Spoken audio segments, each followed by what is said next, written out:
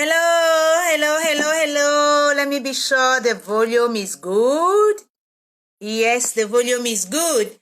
Maria Banga here. Maria Banga motivational speaker. Maria Banga psychotherapist. Maria Banga inspirational author. Maria Banga woman, mother, proud mother.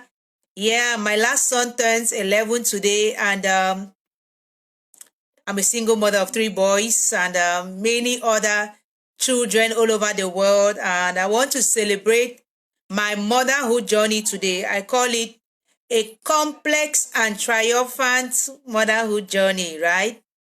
The term just came to me like that. Before I start, I want to play some music. I love music, and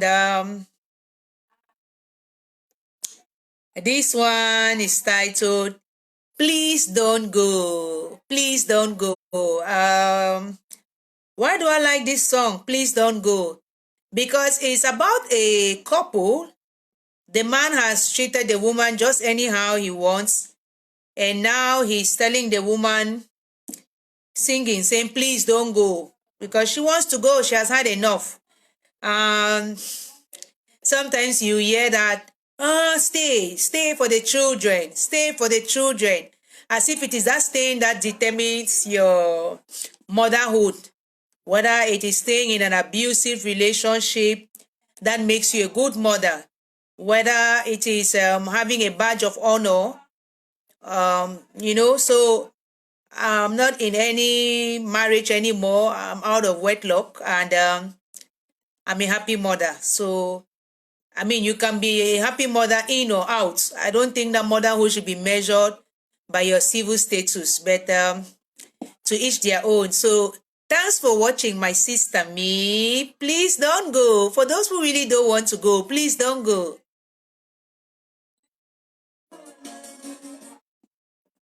It's a 4 minutes music celebration. Lucid Gang. Please don't go. I just need you back. I know I've broken your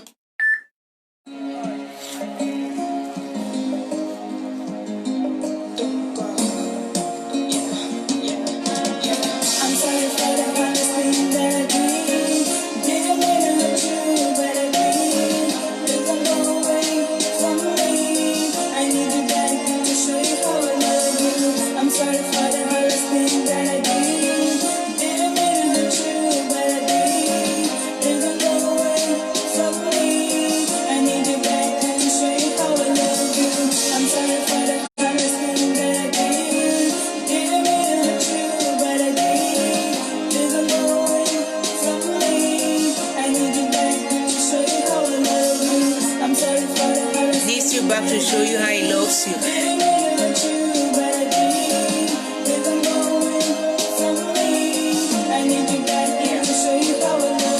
Girl, I miss you bad, wanna hit you bad. Nobody feel them mad. You jump a while, but you let me down. Sorry if I lie, but please don't move. Shoot my book, down my knees, cease with it. Price a lot, I'm so lost.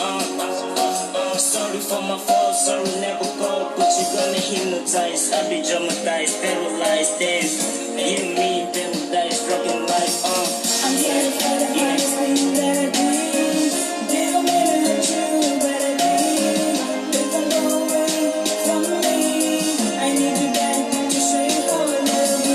I'm sorry for the hardest thing that I did. Didn't mean to hurt you, but I did. Please don't go away from me. I need you back to show you how I love you. I'm sorry for the hardest thing that I did. Didn't mean to hurt you, but I did. Please don't go away from me. I need you back to show you how I love you. I'm sorry for the hardest thing that I did. Didn't mean to hurt you, but I did. Please don't go away from me. I need you back to show you how I love you. I got the game now, I try to pull my love. Baby, you bring my hand, started like a blade. I thought you were my babe, I try not back to good. You let me walk away, now you want me back. Been on the same kind of still reminds you, mommy, on my best. That could be my pain, that's the fact you better side of me. Right inside of me, rockin' like I do a dance. Yes, you want me back, I'm from there for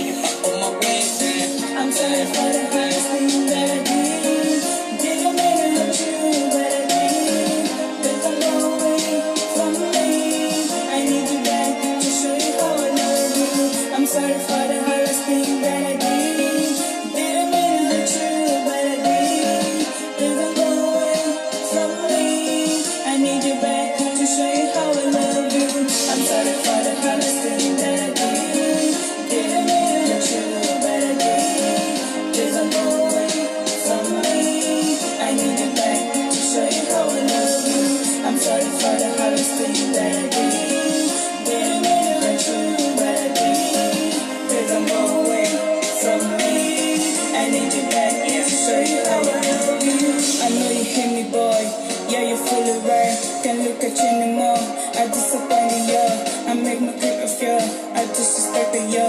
I recognize my fault. I know I want to fall. I'm sorry for breaking your heart.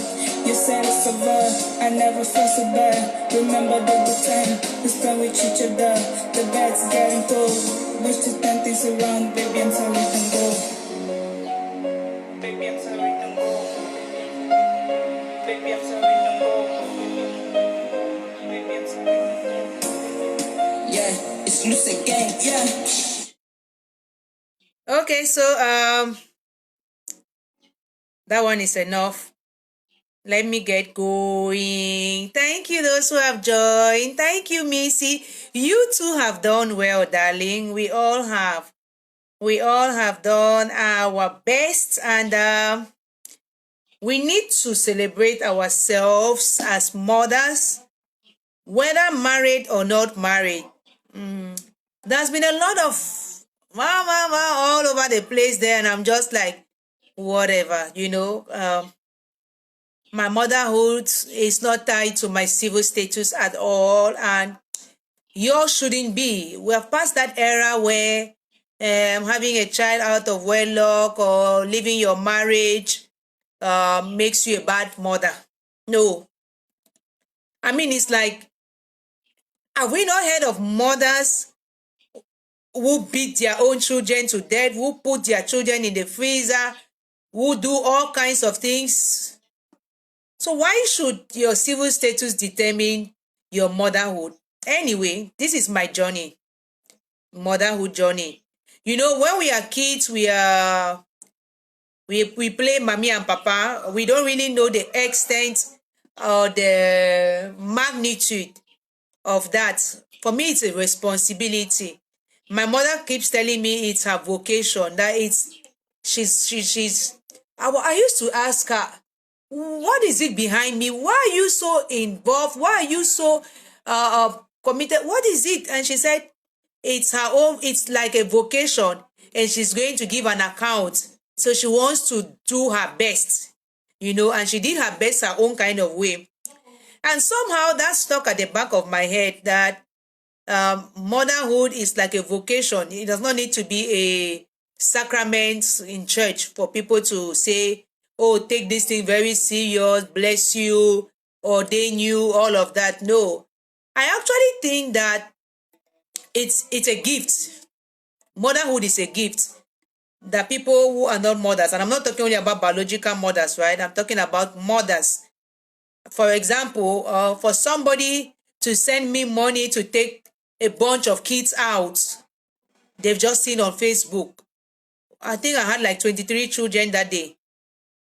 That made her, I'm like, if I had a way to give her her own baby, I would have given her that baby.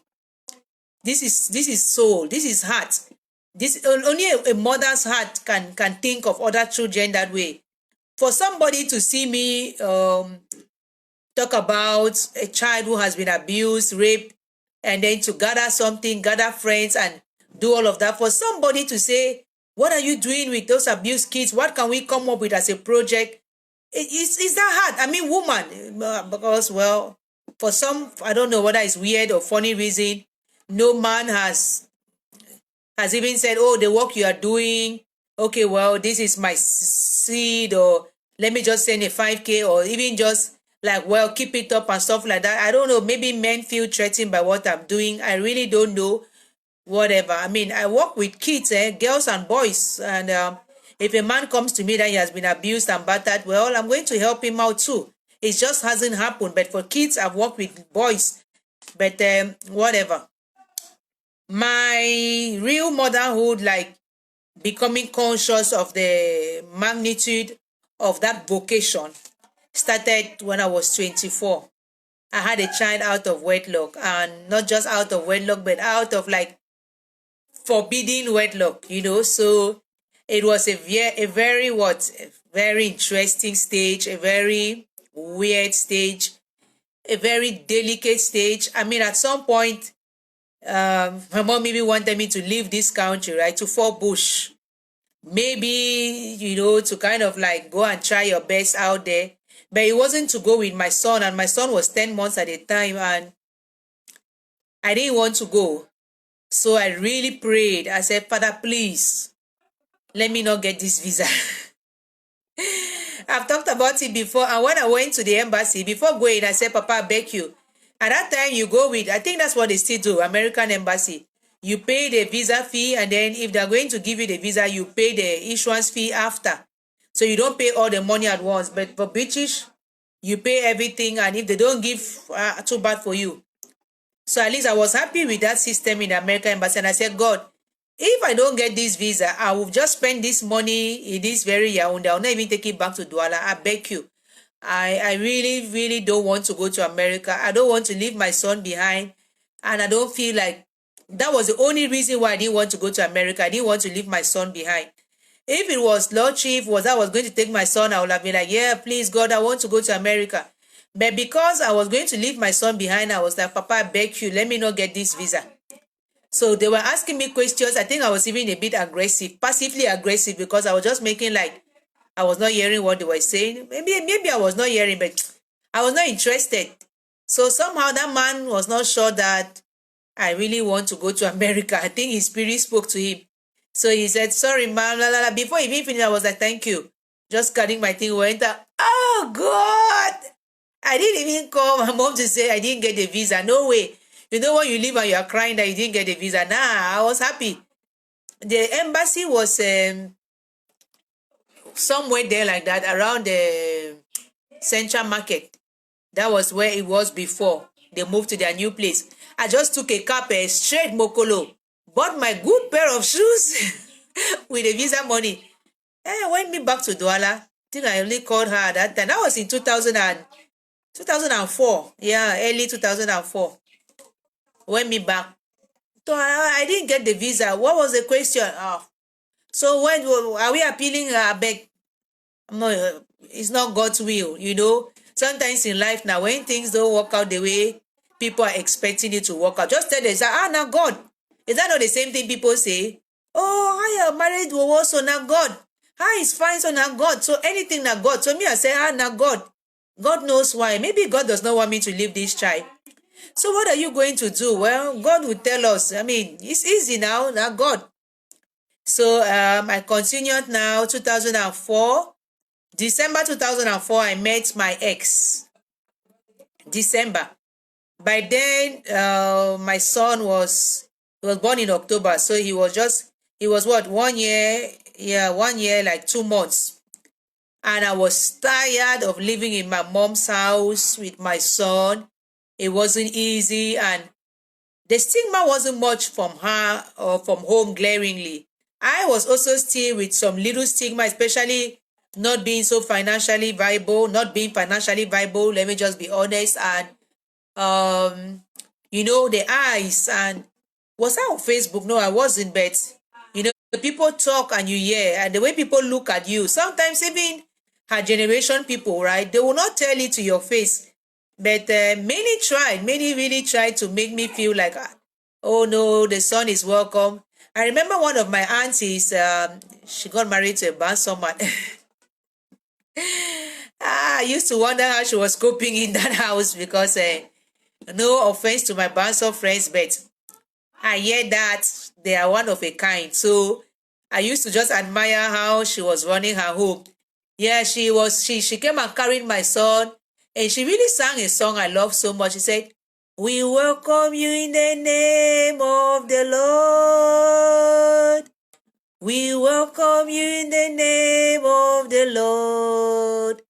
For we have seen in you the glory of the Lord. We welcome you in the name of the Lord. And she moved on to treat my son and me, of course. She still calls me Bebe up to today. They used to call me Ayo Bebe. So she calls me Bebe Ayo, and she still calls me Bebe. So she really treated us with so much love. And it made me, gradually come to realize that it is not society that will determine the kind of mother I will be. And I really wish I can have my own home so that I can have more children, because I just felt like, well, let me have children now in a home. Let me be married, right? That is what is we are groomed to look forward to. And somehow I had already embarrassed, so let me not embarrass a second time. So when I met this guy in December 2004, I told him, look, my friend, I don't want to fool around. So if it's not marriage you are looking for, just go you. And so, well, they said, yeah, well, we can get married, no problem. They themselves had just had a child too out of wedlock, and his parents did not want him to marry that girl. You know how it works in our African families. So he was like, yeah, his son is just 3 months or how many months, and he really wants to settle down. He was hoping that he could take his son to raise, if he gets married and stuff. And I was like, okay, good. So we are going to have 2 children, and then we are going to have some more. But it did not work out that way. The son's mother did not want to give over her son. She actually left the country with the son without him knowing, and he was very devastated. But anyway, we got married and we had 2 children. That is David and Gabi. Today is Gabi, who turns 11. It wasn't a bed of roses. The marriage wasn't easy at all from the day from go. And I've talked about it several times. I'm not interested in talking about it again today, but I left 6 years later. And when I left, I made that difficult decision, very painful decision, to once more leave those children behind. Not to once more, like I've not left them behind before. Actually, when I got married, I took Alan. I mean, I would respect this man all the time. I've not been able to insult him up to today because he accepted my son like his own. And even up to today. I mean, not too long ago, he brought pairs of shoes and my son had his own. And my son still calls him daddy, like, I mean, I know somebody, I know a big sister who got married and she had a son out of wedlock, a child out of wedlock, and she did not take that child. And I remember the time I was still maybe just after high school or into some, and some people would say, oh, the man doesn't want to see the child. And I was like, a man doesn't want to see your child. He wants to see you. Oh, so I said to myself, well, at the time I was getting married, before when I met this man, I just told him I want to get married. I just said I have my son. So it was not even like, I'm not talking about my son and then I will only talk about my son later. No, it was like, I have my son. So it's my son and I. And he was like, no problem. I love children and everything. I was like, fine. Just like I will love your son. That's how you love my son right here. So I think that's the only thing I even talked about, like my son. And that's why I didn't get married to a Nigerian I had met in Nigeria that same December, who wanted to get married to me, who was rich, who was like, oh, I mean, I was like, you meet somebody in 3 days, the person is already like, I want to come to Cameroon and meet your parents. I was like, no. I was 25, he was 40. So I was like, what are you even doing at 40 without a wife and a child and stuff like that? I said, when he took me to meet his mother, seriously, like, we met in a nightclub the next morning, the next day. Whether the man thought that he could just blindfold me to the point of like, he took me to meet his mother. They live in Lekki, I cannot forget. Big house, big company, big everything. I was like, no. I was like, no, let me go back. Let me go back to my country. It was so hot. Even paid for my extra luggage, paid for this, paid for that, bought this. I was like, this is what you call what courts. So once I came back, before coming, I did not tell him no. I was like, no problem. Yeah, when I get back, yeah, we'll call my mom. You talk to my mom, no problem. Once I came back, bye-bye. Especially when I told him I had a son, he did not even ask me a second question about that child. And then when he called like 2 or 3 times later, nothing. I was like, nah, I beg, just go you. So, just died natural death. Actually, when I even went back to Nigeria a second time, I met him, but just for greeting and just formal discussion. I just like talking with people, and he was okay with the fact that we couldn't be together and everything, and he was respectful and everything, and so that was it. So yeah, 6 years later, married Chakara. I left the kids with my mom, but I said, if their father comes to take them, give him his 2 sons, because that his sons and he's alive. And even if we did not work out, I know he's a good father. Even if he did not have time when I was there to take care of these boys, I think that he will do his best by them now. For whatever reason, even if it's just for ego reasons, he will do his best. He actually even wanted to take all the three, but I told my mom, no, don't give my son to him, because he can get married tomorrow and the new woman will maltreat my son. After all, my son is not his son. She may be for fear of him take care of his sons, but my own son, she will actually tell him at that time to take my son back to you. And my son will have been so attached to his brothers by then. It will be such a difficult thing and I will not be there. I prefer for him to just separate now from his brothers than later. And it was very painful for my son when he came to take his brothers. My mom told me he cried the whole night. Cried until, when you cry until you're making, it was, my heart could break. And then what was bad again was that I couldn't talk to those two boys for 7 months. I couldn't talk to them. I will only talk to them in my spirit. I couldn't talk to them. When I call, if he picks, it's just to pick and hold the phone like that. Hear the echoes. Hear them talking. Yeah, you're not going to talk to them. That's how much I went through. And I will cry and I will pray and I would stay for 2 weeks before I try again. And then there was a fixed phone in the house and he disconnected the fixed phone so that I cannot talk to them. And sometimes I'll have to pass through his sister and we send her money, just to bribe her. And she'll be like, okay, one day when he's not there, call, but he should never know. I was like, yeah, he will never know. And I will call and she will just let me talk to them for 10 minutes. Even 10 is too much. 5 minutes. And then that was it. So I spoke to them. I didn't speak to them for 7 months. While I was in Tanzania, I didn't speak to them. Until I came back in December. That's when I spoke to them. I saw them and I spoke to them. So I left in May. Yeah, from May to December. Is that 7 months? Whatever. Something like that. Yeah, I think from May to December it's like 7 months. I didn't speak to them. I came back in June. But I didn't see them. I didn't know where they were. I didn't speak to them. I went back. I came back again in July. I didn't see them. Then I came back in December. And I was like, before coming back, I had kind of spoken with him and he told me the things he wants. And I said he wanted a divorce. So I said, no problem. I'm not going to ask for nothing. That was his condition.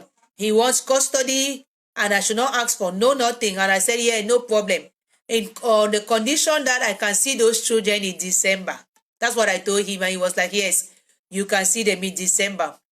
So when I came back in December, he and I first met and he was like, okay, this is it. And I was like, yeah, no problem. I mean, go to so and so place, so and so lawyer, la la la la la. I just want to see them. Yeah, you see them. I said, can I come and get them? No. Just their auntie will bring them to Bonaberry. I was like, yeah, but I have a car and I have my mom's car. I can meet them halfway, so that she doesn't have to pay transport and come with them into the hood and all of that. Yeah, no problem. So we met at one point. I can never forget. It's in my book. Like, these are children I have not seen for 7 months. When I came out of the car, when I left, Gabi was, I left in May 2003. I had him in 2009, July. So he was close to 2 years, a year and 10 months or stuff like that. But the bond, I don't know. Well, I have a bond with all of them. But sometimes I feel like I have a very special bond with Gabi. He was the first person to run and come and jump. It was like when Princess Diana reunited with her 2 children on that ship. It was like, oh my goodness, we could not even separate. Like, I couldn't even drive back. They were in the car, but I was like, oh my goodness, my boys. I mean, crossing the bridge. First of all, I'm afraid of crossing bridges, but that day it was like, God, help me to cross this bridge. Then we got home and whatever, our journey. And then I had to leave again, because I wanted to go I wasn't yet fully recovered, and I had applied for this master's program, and I had to go to Belgium. And of course, I could not take my children. But I was really thinking at the time that I would settle in Belgium and I will come back and take them and go to Belgium with them, and that will be it. Because I called myself a transcontinental mother at the time. It wasn't easy. I knew that he was not going to give me those children just like that. So my plan was to come and do some kamikaze again and just hijack them. Or talk to him and say, the prospects are very good, with all the advantages that we have out there in bush. I mean, the advantage, especially for children. But things did not work out that way. While I was even planning to settle in Belgium and take them, he was also planning to go to Canada with them. So God not agree any of those plans. And I found myself, I came back. I made the decision to come back to Cameroon in 2014. December 2014, I said, November, December, no, I'm coming back. My brother died in August 2014. And the prospects of even settling in Belgium were not easy. The process to take those children was not easy. And so, although I was in a very good relationship out there with Fred, a Frenchman, I decided that I was going to give up that relationship. I wanted to come and be a mother, be with my kids. That was my reason for coming back to Cameroon. Not because of, I was already a consultant. I had papers, I had money. So if it was just that, I had a relationship. So I was not squatting. He lived in his apartment. So he now has a home. His home. So I was pampered. I was like, nah, I had no problem out there. Not at all, apart from winter and my kids. So I came back to Cameroon for my children. I came back to Cameroon for my motherhood. I was like, no, this kind of motherhood out there, I had already been there for 2 years. So all in all, I had been away from my kids for 4 years. I know that was enough. How can you, right? No.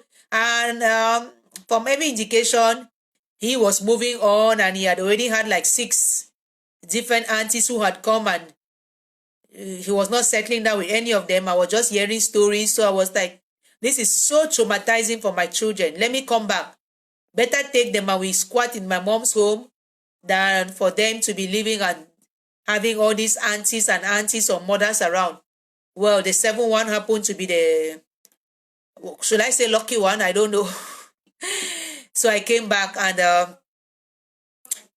I couldn't take them to live in my mom's place. I just thought like, no, this is not what you need now. You need to have your own place where you can really be a mother, not the kind of mother who is living somewhere and somebody is just, sometimes when you are on your own, you struggle and you fight to make ends meet because you have the bills to pay, you have the this, you have the that. But when you are in your mother's house, your mother's house now, where is the incentive to save?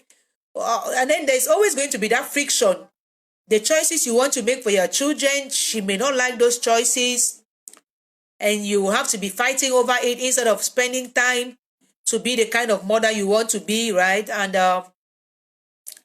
so I worked hard. I put things together and everything. And February 2016, kamikaze again, I moved to my own place. At that time, my first son was in boarding school, but he was so sick and so did not want to be in that school anymore. So I was like, I'm taking him out of that school. That was another one. No, how do other people survive in that school? I cannot have spent 4 years away from my children. And then I come back and one doesn't want to be in boarding school and I leave him there just because. No, I'm not.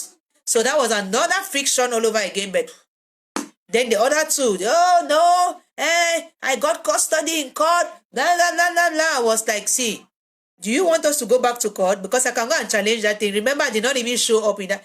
I knew that if it is by default, I have 10 years. Anytime, I can go and challenge the thing. I'm a lawyer. I can look for loopholes. So it was like, do you want us to go back to court? Because now like this, I'm ready to go back to court. So please, spare yourself the headache. You are the one who is going to pay legal lawyer fees. Me, I'm not going to pay no lawyer fees. And I'm prepared to go up to Supreme Court to get this custody. So please, let me just take them. He was like, oh, I'll think about it. The third term holiday, we will see. I was like, third term holiday? We were in February. I just told myself, okay, Easter holiday, I'm taking them and they'll finish third term in my house. After all, we live in Bonamusadi. Like, our homes were midway from their school. My home was even closer to their school than his own home. Something like that. So I just prayed and I fasted and I was like, Father, I'm ready. I bought everything for them. The room was there, everything. I was here in February. The other one was in boarding school. I had no option to wait until June. But the two, they should come here. I was even thinking we could co-parent for where? He said, no, that's a one man thing. If you're taking them, you're taking them. Blah, blah, blah, blah, blah. I said, okay, no problem. Because at some point, when you leave a marriage, you want the other parent to still be involved. In most cases, the woman would like for the man to still be involved, but there is some fighting that comes up and you're like, okay, well, if you will be involved only on condition that they don't be involved. For some, that is it. For others, he does not even want to be involved. It is like, you have left, right? You have taken the child, right? Okay, stay with that child. Let me know here that that child is sick. The school fees, some pay fees. Don't show up, they just pay fees. Some don't pay fees, and that kind of thing. And that was it. He said, I remember the day very well, it was a Friday. I just went to their school because I had gone there initially and just showed my face and made sure they know that I am the mother. And even if I don't have the badge, even if it's my name or my number is not on their document or whatsoever, I gave birth to those children. So I would show up anytime and I would talk to my children and I would, buy them something. I would take them out. So for the sake of peace, just leave me alone. So that day I left very ready for war. Went to that school and just took the two children. They themselves wanted to come anyway. And I even told them the last time I was there that next weekend I'll come and take you. Don't tell anybody. Yes, they're good at keeping secrets. Before I left, I told them 5 months before that I'll be leaving. So 1 week is okay for them. So they didn't tell that Friday before coming to school that we are going with Mama. No. So after school, I just took them, brought them here directly, and then sent their father a message that I have taken the kids and they will stay here. And the books that are needed, I will fill them up, clothes. If you want to give their remaining things, good. If you don't want to give their remaining things, no problem. If there's any balance, I can manage. Finally, he calmed down and said, on Sunday, come and collect their stuffs from downstairs because he was living upstairs at the time in some apartment building. So that Sunday, I went there and I just stood me downstairs. I called and the nanny brought the boxes, whatever was inside, I can't even remember. Bought the thing, I was like, okay, good. Can they come for weekend? Do you want that? No. La la la. I said, okay, fine, no problem. So I'm even the one who was like, do you want them for Christmas? No. Okay, fine. Do you want them for summer holidays, even 1 month? Yes. That one was another incident. I was like, who sent me? I've done live videos about that. So it has not been easy, and I'm back to single mother and of 3 boys, and I'm cool, right? I'm like, I really know in my heart of hearts that I'm doing my best. And Gabi turns 11 today. The first one is 16. This is it. What can I tell the 16-year-old anymore? What kind of motherhood can I show him now that is going to change what he knows about it? A child must not grow up with both parents to become something in future. Barack Obama didn't grow up with his father. I think he saw his father only once. He wrote it in his book. Yes, he had a father figure in his life, his grandfather. What did he end up becoming? President. So I see some people fight it, write it, say all kinds of things, and I'm like, whatever, Sometimes I'm like, single mother, stop fighting it. Don't even waste your time to be arguing about this thing out there. Just talk your thing to talk your thing, but I don't go to another person's post where they're bashing single mothers to make a case. I don't have any case to make on anybody's wall or anybody's post. I say my own things on my wall. I show my own things. I live my own things. And I'm like, while you are arguing, I'm doing my best by my children. Tomorrow they will become what they will become. You want to prove a point by having whatever husband you have by you. Maybe he's not even there emotionally for those children. And they are fighting it and saying, oh, we are not being appreciated enough. I don't know the kind of appreciation they want. If you're a good father, they will appreciate you. Nobody needs to even sing it on Facebook. Look, I celebrated my father's birthday on Facebook today. He's 70 or 71. I've never done it before. I joined Facebook in 2012. Why? Why did I celebrate it now and not before? Because the relationship I have with my father today is like what I wanted all my life. I mean, I can talk to my father about, I talk to my father even about the men in my life than with my mother. I don't talk to my mother about the men in my life. What? Are you crazy? No, I don't at all. Since Fred, I came back to Cameroon. Nah, I've not even mentioned any man to my mother. I've had relationships now, but I don't. Maybe she just hears some Congo Sati. What did I, who is that? But I tell my father, so that's the kind of relationship we have now. But are they together? No. Am I not a big woman? Am I not who I am? So no, you don't need to. Don't force it. If you are a good father, you will be celebrated. You will be appreciated. You will have the relationship you have with your child, whether you are together in that home or not. My first son, he has a relationship with his father. Whatever that relationship is, I'm not involved. I am not there to check. But I know that they have a relationship. Sometimes I get involved for some reason when they need me for something, but he has WhatsApp, so they communicate. I don't know their communication. I don't read their chats. I don't know nothing. But I just made sure I did not block that channel. That is why I say they are free to live out their fatherhood the way they want. I don't insult, I don't beg, and I don't chase. I don't chase you to show up. I don't chase you not to show up. Nothing. It's open. When Gabi, their father, calls my phone, the very person who says that the child should not have a phone at 14. So yeah, he calls by my phone to talk to them. I say, your father is calling. That is once in a blue moon, right? It's not even like David's birthday, he did not call. Gabi's birthday, I'm not expecting a phone call. So it's like this thing, calling phone. The last time he called to speak to them was when? I cannot even remember. When he called to say that he was bringing something for them, he bought them those shoes. That was when the lockdown just started. When lockdown just started in March, he brought some foodstuffs and everything. I celebrated that on Facebook. And then a month later, he brought them shoes. That was in April. He called me and that is it. I wrote to him like, David wants to come back. He has not called back up to today. What should I do? Beg him? I sent him message. Gabi has passed common entrance. I thought he would call. Nada. Am I going to force? Sometimes we have some conversations and we are like, oh, we should give the men space to show up or to be in their kids' lives. This is me now. I've given him all the space. I've even bought David a phone. I'm like, maybe if he even talks with David, maybe David will tell him that, Daddy, my mama went ahead and bought me a phone. This is my number for where they have not spoken since. So David wants to go there for 30 holidays. David actually even wants to move in with his father.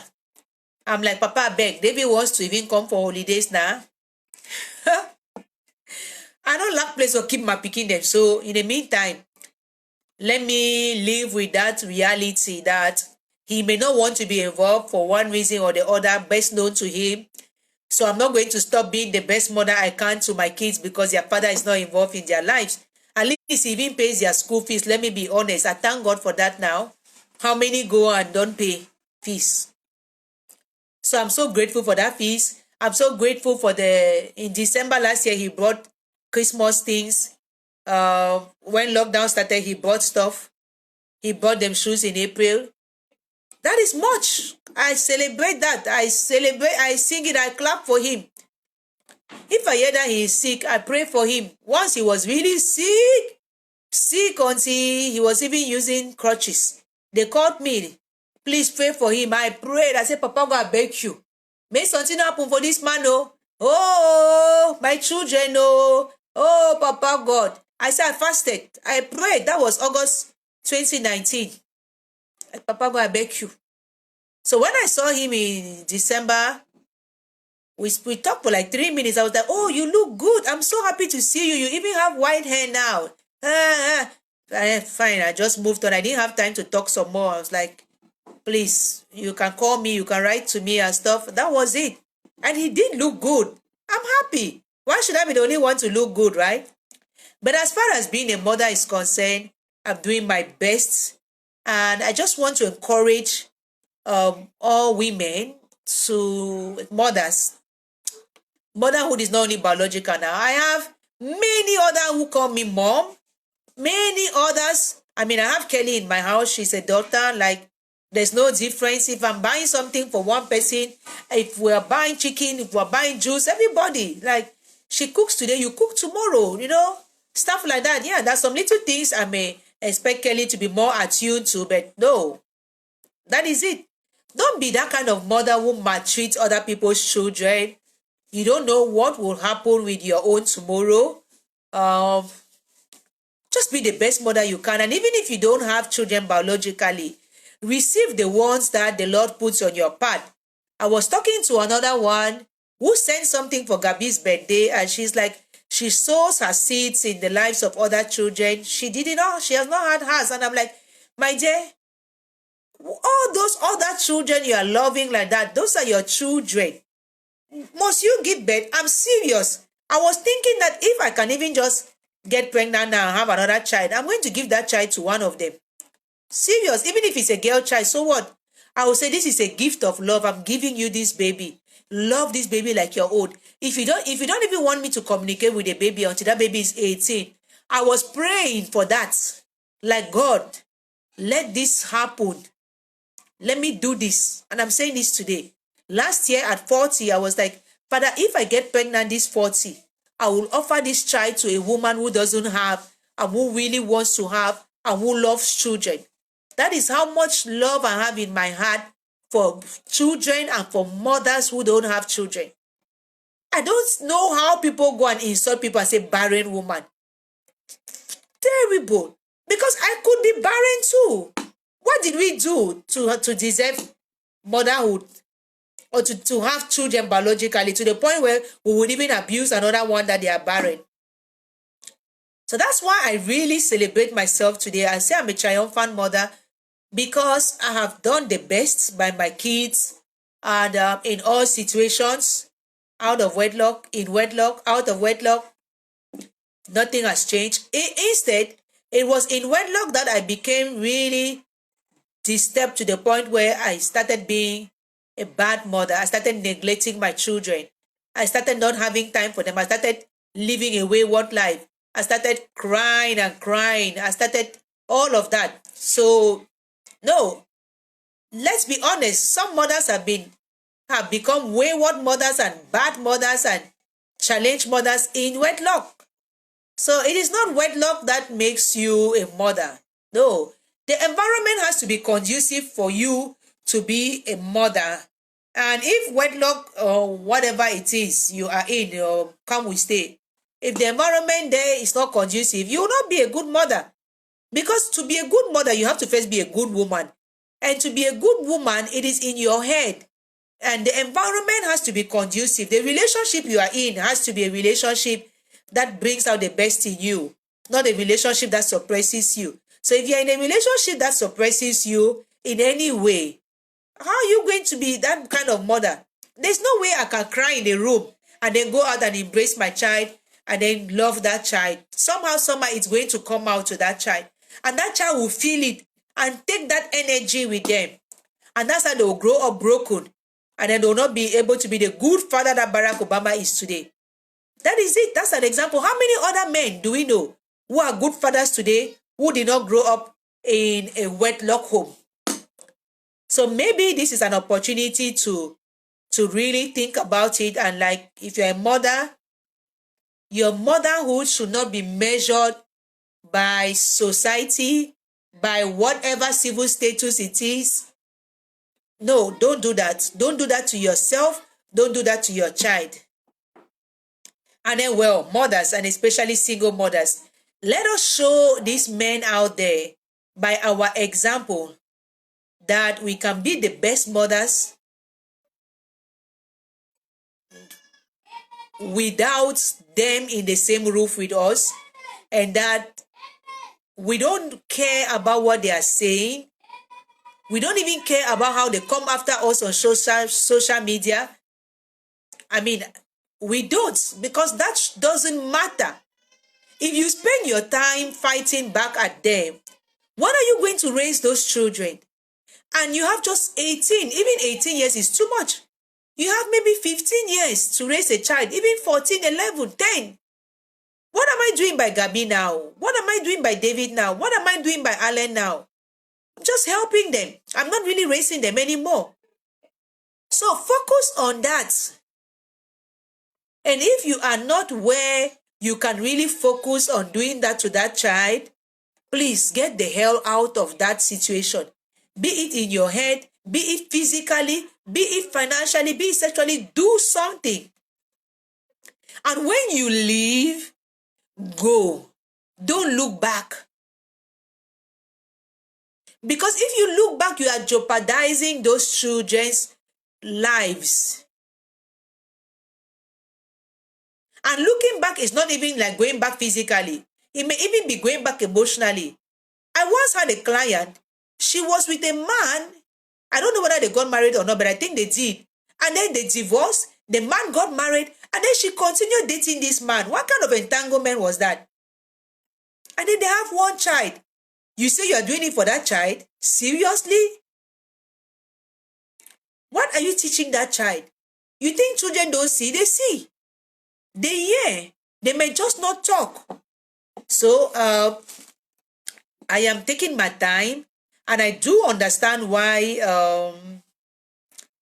some women, they leave abusive marriages and they don't look back.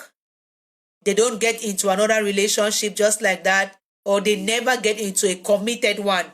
You know, you may not even know that in a relationship, except that public figures like myself, but their kids will not see any man at home, or will see somebody only donkey years later. They don't want a replica of what happened. They don't want anybody to come and disrespect their children or come and destabilize their children. I've been in a few relationships and my kids have known one or two. They haven't seen anyone.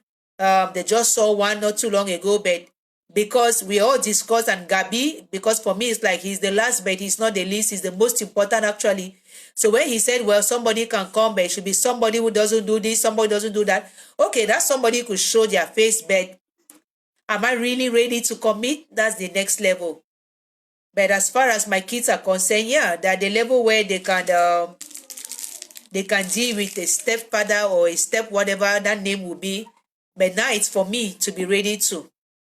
In the meantime, life goes on, right?